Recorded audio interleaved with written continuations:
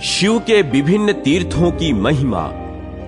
ब्रह्मा जी बोले, हे सनक, अरुणाचल रूप से स्थित भगवान शंकर के स्वरूप का जो लोग दर्शन और नमस्कार करते हैं वे निश्चय ही कृतार्थ हो जाते हैं। अरुणाचल का दर्शन समस्त तीर्थों में स्नान और संपूर्ण यज्ञों के अनुष्ठान का फल देने वाला है। उससे भगवान सदाशिव की प्रसन्नता प्राप्त होती है। जो लोग प्रदक्षिणा, नमस्कार, तपस्या और नियमों द्वारा अरुणाचलेश्वर का पूजन करते हैं, भगवान शिव उनके अधीन हो जाते हैं। तपस्या, योग और दान से भी भगवान शंकर वैसे प्रसन्न नहीं होते जैसे कि एक बार भी अरुणाचल के दर्शन से होते हैं, जिसके द्वारा अरुणाचल लिंग की पूजा होती है। उसे कलयुग का दोष नहीं होता तथा उसकी याद व्याध भी नहीं बढ़ने पाती। नैमिषारण्य तीर्थ में निवास करने वाले मुनियों ने सूत जी से कहा, सब स्थानों में जो शिव जी का परम उत्तम स्थान हो उसका हमसे वर्णन कीजिए। सूत जी बोले, मुनियों, पूर्व काल में नंदीश्वर के मुख से मार्कंडेय जी ने जो कुछ सुना था उसका वर्णन करता हूं, आदर पूर्वक सुनो। मार्कंडेय जी बोले, नंदीश्वर, इस त्रिलोकी में तथा समस्त आगमों, पुराणों और वेदों में भी कोई ऐसी बात नहीं है जो आपको विदित न हो। आपने पहले यह बताया है कि भूमि पर मनुष्यों को लौकिक सुख, स्वर्ग भोग तथा कैवल्य तीनों की प्राप्ति हो सकती है। इनमें से प्रथम दो वस्तुएं लौकिक सुख और स्वर्ग भोग पुण्य क्षीण होने पर प्रायः नष्ट हो जाती हैं, परंतु तृतीय वस्तु मोक्ष का नाश नहीं होता। उसकी सिद्धि अपने बुद्धि एवं विज्ञान के द्वारा बतलाई गई है, किंतु समस्त देहधारियों को विशुद्ध ज्ञान दुर्लभ है। वही ज्ञान किसी किसी क्षेत्र में शास्त्र आदि पढ़े बिना ही केवल शिव के पूजन मात्र से सिद्ध हो जाता है। अतः जिस स्थान के महात्म से समस्त शरीरधारियों को नियम पूर्वक शुद्ध ज्ञान की प्राप्ति हो जाए, उसका मुझसे वर्णन कीजिए। यों कहकर मार्कंडेय जी ने अन्यान मुनिद्रों महात्माओं के साथ शिलाद पुत्र नंदीश्वर के चरणार बिंदों में सब शास्त्रों की प्राप्ति के लिए नमस्कार किया। तब नांदिकेश्वर ने कहा, मुने, तुमने जिनके विषय में पूछा है वह शिव प्रधान तीर्थ स्थान इस भूतल पर अवश्य हैं। भगवान शंकर ने समस्त चराचर जीवों का कल्याण करने के लिए वैसे दिव्य स्थानों को प्रकट किया है। देहधारियों का अपने अपने कर्मों के अनुसार भिन्न भिन्न योनियों में जन्म होता है। आपने उन्हीं के महान हित के लिए शिव प्रधान तीर्थों को सुनने की इच्छा प्रकट की है। अन्यथा करोड़ों कल्पों में भी उन देहधारियों के जन्म मरण रूप संसार की निवृत्ति नहीं हो सकती। थोड़े कर्म तथा अधूरे ज्ञान से जन्म मरण की परंपरा नहीं शांत होती। जैसे रहट में लगे हुए घड़े बार बार डूबते और ऊपर आते हैं, उसी प्रकार देहधारियों का आवागमन होता रहता है। विशुद्ध ज्ञान के सिवा अन्य किसी उपाय से देहधारी जीव गर्भवास के कष्टों को और सांसारिक शोकों से विरक्त होकर शांति लाभ कर सकते हैं। शिव प्रधान तीर्थों के सेवन से उस ज्ञान की प्राप्ति होती है जिससे मनुष्य संसार बंधन से छुटकारा पा जाता है। अतः शैव तीर्थों का वर्णन किया जाता है। वाराणसी क्षेत्र 5 कोस तक परम पावन बताया गया है, जहां अभिमुक्त नामक महादेव जी विशालाक्षी देवी के द्वारा पूजित होते हैं। वहीं कपाल मोचन तीर्थ है और वहीं काल भैरव का भी निवास है। मुने, उस काशीपुरी में मरे हुए मनुष्यों को शिव रूप की प्राप्ति होती है। गया और प्रयाग भी सब सिद्धियों को देने वाले तीर्थ कहे गए हैं। वहां पिंडदान करने से पितर बहुत संतुष्ट होते हैं। मुने, तुमने केदार तीर्थ का नाम सुना होगा, जहां भगवान शंकर इस समय भी महिष रूप धारण करके रहते और मनुष्यों का सर्वथा कल्याण करते हैं। बदरिकाश्रम तीर्थ मनुष्यों को सब प्रकार की सिद्धि प्रदान करने वाला है। वहां देवी पार्वती के साथ महादेव जी नर नारायण द्वारा पूजित होकर रहते हैं। तुमने नैमिषारण्य क्षेत्र का नाम भी सुना होगा, जहां त्रिपुरासुर का विनाश करने वाले देवाधिदेव महादेव जी निवास करते हैं। अमरेश तीर्थ में भी सब पुरुषार्थों का साधक बताया गया है। वहां ओंकार नाम वाले महादेव जी और चांडिका नाम से प्रसिद्ध पार्वती जी निवास करती हैं। पुष्कर नामक महातीर्थ में रुजोगंध शिव और पुरुहोता देवी निवास करती हैं। आषाढ़ी नाम का पवित्र तीर्थ स्थान है। वहां आषाढ़ेश महादेव तथा रति नाम वाली देवी निवास करती हैं। दंडी मुंडी नाम से प्रसिद्ध जो तीर्थ स्थान है, वहां मुंडी महादेव और दंडिका देवी का निवास है। लाकुल नामक विशुद्ध तीर्थ है, जहां लाकुलीश महादेव और सर्वमंगला देवी निवास करती हैं। भारभूति नामक स्थान से भार नामक शिव और भूति नाम वाली पार्वती रहती हैं। अराल कश्वर नामक स्थान है, जहां सूक्ष्म नाम वाले शिव तथा सूक्ष्मा नाम वाली गिरिराज कुमारी निवास करती हैं। कुरुक्षेत्र नामक स्थान है, जहां स्थाणु नाम वाले महादेव और स्थाणु प्रिया नाम वाली महादेवी का निवास है।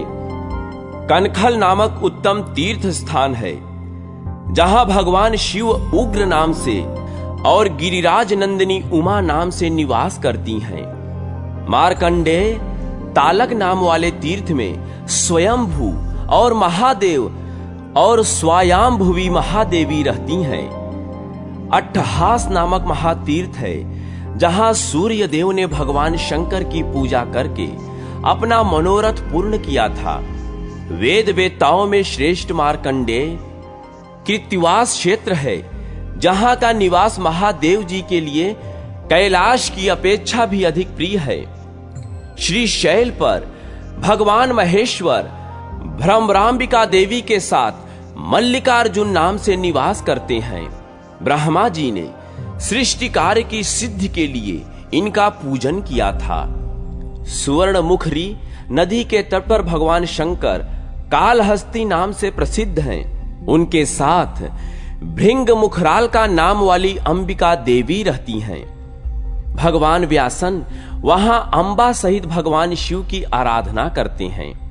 कांचीपुरी में एक आम के वृक्ष के नीचे कामाक्षी देवी के साथ भगवान शिव काम शासन नाम से निवास करते हैं।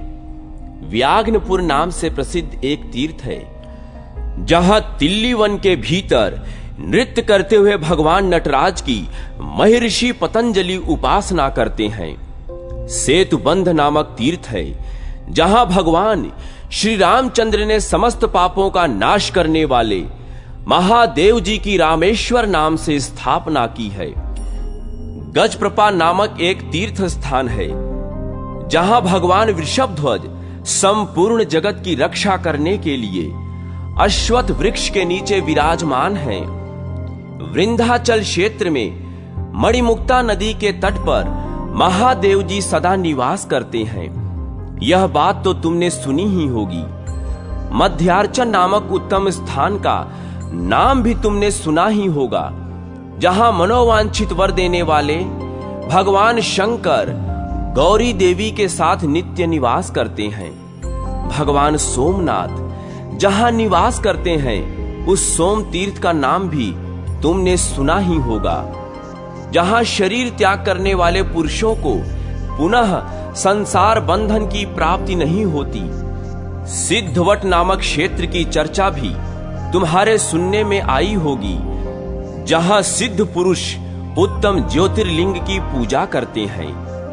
कमलालय यह ऐसा क्षेत्र है जो तुम्हारे कानों में अवश्य पड़ा होगा, जहां वाल्मीकेश्वर की पूजा करने से लक्ष्मी देवी ने अद्भुत ज्ञान प्राप्त किया था। द्रोणापुर यह ऐसा तीर्थ है जिसे तुम जानते ही होगे, जहां कलयुग की समाप्ति में समुद्र के शुद्ध होने पर भगवान पार्वती पति नौका पर आरूढ़ होते हैं। ब्रह्मपुर क्षेत्र का नाम भी तुम्हारे सुनने में आया ही होगा, जहां ब्रह्मा जी ने पुष्करणी के तट पर महादेव जी की स्थापना की थी। तुम कोटिक नाम के क्षेत्र को जानते हो, जहां भगवान चंद्रशेखर भली भांति ध्यान करने वाले पुरुषों के करोड़ों पापों का संहार करते हैं।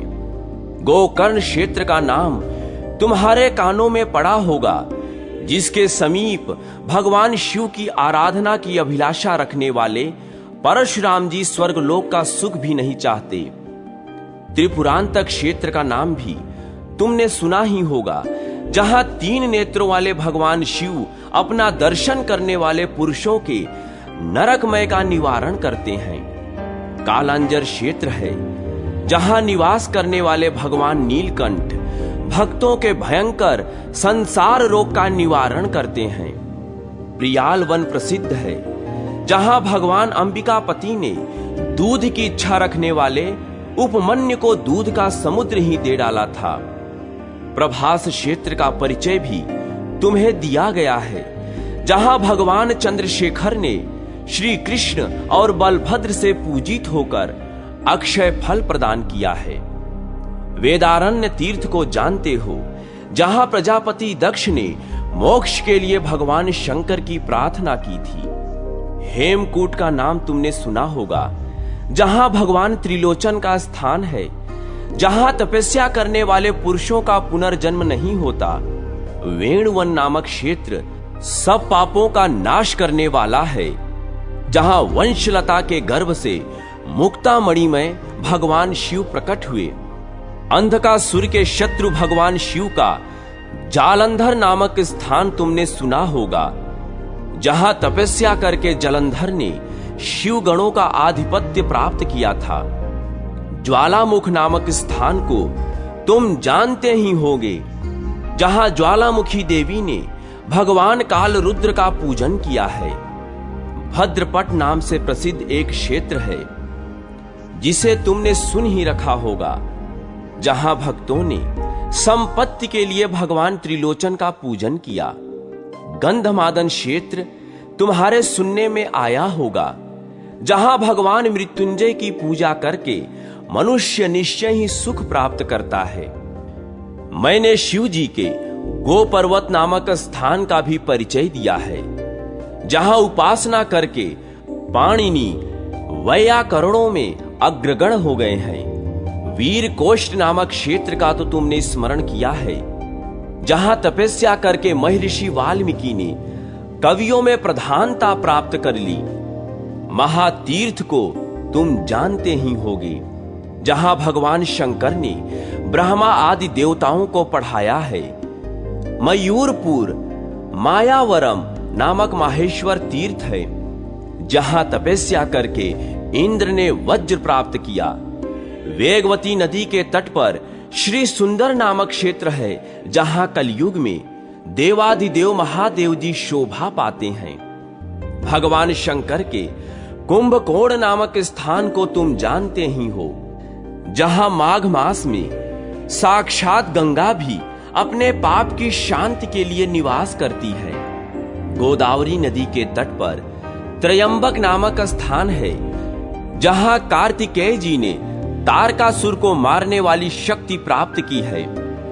श्री पाटल में व्याघ्नपुर नामक स्थान है, जहां त्रिशुंक मुनि ने जाति शुद्ध के लिए गंगाधर शिव का पूजन किया था।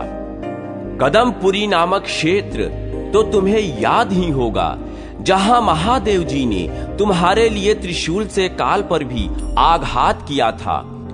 अविनाश क्षेत्र में भगवान शिव पार्वती के साथ सदा निवास करते हैं। रक्त कानन नाम से प्रसिद्ध जो क्षेत्र है, उसमें भगवान शिव ने मित्र और वरुण देवता को वरदान दिया था। पाताल में हाटकेश्वर क्षेत्र है, जहां विरोचन कुमार बलि अपने अभिलषित पद की प्राप्ति के लिए महादेव जी की पूजा करते हैं। भगवान के प्रिय निवास कैलाश को तुम जानते ही हो, जहां यक्षराज कुबेर भक्ति भाव से भगवान त्रिलोचन की पूजा करते हैं। भगवान शिव के ये सभी स्थान तुम्हें बतलाए हैं, तुमने भी इनको ध्यान से सुना ही होगा। अब और क्या सुनना चाहते हो? अरुणाचल क्षेत्र की महिमा, विभिन्न पापों के फल और उन पाप कर्मों का प्रायश्चित। मार्कंडेय जी बोले, प्रभु, आपने पहले जिन स्थानों का वर्णन किया है, उनमें भिन्न भिन्न फल प्राप्त होते हैं। जहां सब फलों की प्राप्ति एक ही जगह हो जाए, वह स्थान मुझे बतलाइए। मुझे उस देश का परिचय दीजिए, जिसके स्मरण करने मात्र से ज्ञानी और अज्ञानी समस्त चराचर जीवों की मुक्ति हो जाती है। नंदिकेश्वर ने कहा, मुने, तुम्हारे सिवा अन्य किस व्यक्ति ने इस प्रकार दीर्घ काल तक मेरी सेवा की है? मेरा भी तुम्हारे ऊपर जैसा प्रेम है, ऐसा और किसी पर नहीं है। इसलिए मैं तुम्हें महादेव जी के गुप्त क्षेत्र का उपदेश करूंगा, जो भक्ति और मुक्ति चाहने वाले पुरुषों के द्वारा श्रद्धा पूर्वक सुनने योग्य हैं। मेरे द्वारा परमेश्वर शिव के रहस्य का उपदेश किया जाता है। तुम एकाग्र चित्त होकर सुनो और इस पर दृढ़ विश्वास करो। कामदेव का नाश करने वाले भगवान शिव का स्मरण करो। भगवती पार्वती जी के चरणों में मस्तक झुकाओ। तत्पश्चात ओमकार का उच्चारण करो। यह तुम्हारे लिए महान कल्याण का अवसर प्राप्त हुआ है। तपोधन दक्षिण दिशा में द्राविण देश के भीतर भगवान चंद्रशेखर का अरुणाचल नामक महान क्षेत्र है, जिसका विस्तार 3 योजन है। शिव भक्तों को उस क्षेत्र का अवश्य सेवन करना चाहिए। उस प्रदेश को पृथ्वी का हृदय समझो। भगवान शिव उसे सदा अपने हृदय में रखते हैं। लोक हितकारी महादेव जी उस क्षेत्र में स्वयं ही पर्वत रूप में प्रकट हो अरुणाचल नाम से विख्यात है। अरुणाचल क्षेत्र समस्त सिद्धों, महर्षियों, देवताओं, विद्याधरों, यक्षों, गंधर्वों तथा अप्सराओं का निवास स्थान है। अरुणाचल साक्षात परमेश्वर शिव का स्वरूप है तथा वह महर्षियों के लिए मेरु, कैलाश और मंदराचल से भी अधिक माननीय है। वहां सिंह, व्याघ्र आदि पशु भी जब काल आने पर अपने शरीर का परित्याग करते हैं, तब उन्हें अरुणाचलवासी भगवान शिव निश्चय ही अपने सेवकों के रूप में स्वीकार करते हैं। लाख लाख वृक्षों और पल्लवों के रूप में लक्षित होने वाली जटा धारण किए हुए यह अरुणाचल जंगम शिव की भांति स्थावर शिव है, जिसके सुंदर शिखर में लगा हुआ नीला और लाल रंग भगवान शिव के नील लोहित रूप की झांकी कराता है तथा जहां स्थावर रूप में प्रकट हुए महादेव जी स्थाणु भाव को प्रत्यक्ष धारण करते हैं, यही उनका स्थाणु नामक सार्थक होता है। इस अरुणाचल क्षेत्र में योगी राज गौतम ने सहस्त्रों वर्षों तक तीव्र तपस्या करके भगवान सदाशिव का साक्षात्कार किया है। पूर्व काल में गिरिराज नंदिनी उमा ने भी वही तपस्या करके प्रसन्न किए हुए शिव के शरीर में वारमाद भाग पर अधिकार प्राप्त किया था। गौरी देवी ने वहां अरुणाचलेश्वर लिंग की स्थापना की है, जो मनुष्यों को भोग और मोक्ष प्रदान करने वाला है। पार्वती की आज्ञा से वहां साक्षात महिषासुर मर्दनी दुर्गा देवी निवास करती हैं, जो अपने भक्तों को निर्विघ्न मंत्र सिद्धि प्रदान करती हैं। वहां श्री दुर्गा जी के द्वारा पूजित पापनाशन नामक शिवलिंग भी सुशोभित हैं, जो एक बार प्रणाम करने मात्र से मनुष्यों के समस्त पाप हर लेता है। इस क्षेत्र में वज्रांगद नामक राजा ने, जो कुबेर के अपराध से हीन दशा को पहुंच गए थे, पुनः भगवान शिव की भक्ति के महात्म से शिव सायुज्य प्राप्त कर लिया। अरुणाचल की प्रदक्षिणा करने मात्र से कांतिशाली और कलाधर नामक विद्याधर राज दुर्वासा के शाप बंधन से मुक्त हो गए थे। भगवान शिव के ज्ञान से बढ़कर दूसरा कोई ज्ञान नहीं है, रुद्रीय से बढ़कर दूसरी कोई श्रुति नहीं है, भगवान विष्णु से बढ़कर दूसरा कोई श्रेष्ठ शिव भक्त नहीं है, विभूति से बढ़कर रक्षा का कोई साधन नहीं है, भक्ति से उत्तम कोई सदाचार नहीं है, दीक्षा देने वाले से बढ़कर दूसरा कोई गुरु नहीं है, रुद्राक्ष से बढ़कर कोई आभूषण नहीं है, शिव शास्त्र से उत्तम कोई शास्त्र नहीं है, बिल्व पत्र से उत्तम पत्र, धतूरे से उत्तम फूल, वैराग्य से बढ़कर सुख और मुक्ति से बढ़कर कोई श्रेष्ठ पद नहीं है। शिलाद पुत्र नंदिकेश्वर के ऐसा कहने पर मार्कंडेय का चित्त बहुत प्रसन्न हुआ। वह आश्चर्यचकित हो उठे। उन्होंने पुनः बार बार प्रणाम करके नंदीश्वर जी से निवेदन किया, प्रभो, मनुष्यों का कौन कौन सा कर्म कैसे कैसे होता है और किस प्रकार वह नरक की प्राप्ति करने वाला सुना जाता है, उन कर्मों का प्रतिकार प्रायश्चित कैसे होता है, यह सब आप मुझे बताइए। नंदिकेश्वर बोले, मुने, इस संसार में सात्विक पुरुष पुण्यशील होने के कारण कल्याण को प्राप्त होता है। कर्म 3 प्रकार के हैं, सात्विक, राजस और तामस। अतः विधाता ने इन तमः प्रधान कर्मों के उपभोग के लिए विचित्र विचित्र नरकों का निर्माण किया।